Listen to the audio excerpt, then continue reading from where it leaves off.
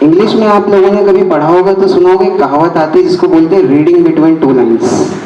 जब आप दो लाइनों के बीच का भी पढ़ना सीख जाएं तो समझ लीजिए कि अब आपके सोचने और समझने की क्षमता जो है वो बदल रही है। आप में से कितने लोगों ने रामचरितमानस कभी या फिर कहीं रामायण की कहानी देखी है? हम सब ने देखी है, महाभारत सब ने देखी। कभी हम ना चीजों पे गौर नहीं करते कि वो केवल कहानियां नहीं है। आपने सोचा कि श्री कृष्ण अर्जुन के साथ थे, अर्जुन को महाभारत लड़ने जाना था, भगवान स्वयं उनके साथ थे, उसके बावजूद उनको राय क्या देते हैं? जाओ जाके महादेव की आराधना करो।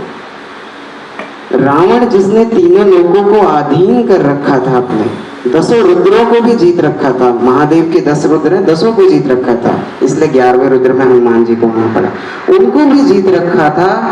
वो भी क्या करता है? जब राम जी से लड़ने जाता है तो महादेव की आराधना करता है। स्वयं श्री राम भी जब रावण से लड़ने जाते हैं तो महादेव की आराधना करते हैं, ध्यान में बैठ जाते हैं। जानते कारण क्या है? दोनों ही ये बात जानते हैं कि भगवत कृपा के बिना किसी भी कार्य को जीवन में सिद्ध किया ही नहीं जा सकता।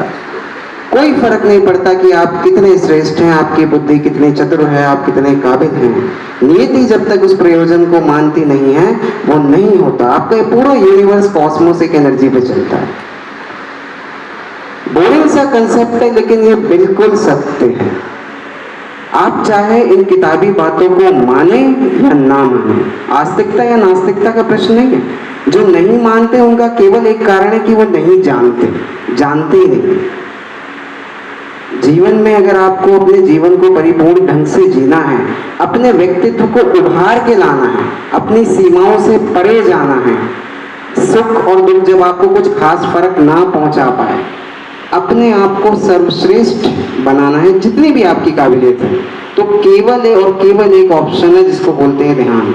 साइकोलॉजी में इसको सेल्फ टॉक का कंसेप्ट भी बोला जाता है, खुद से बातें करना। एंड में आपको एक लाइन बोली जाती है ना कि अपने एकांत से मिलिए। एकांत क्या है? खुद से बातें करना।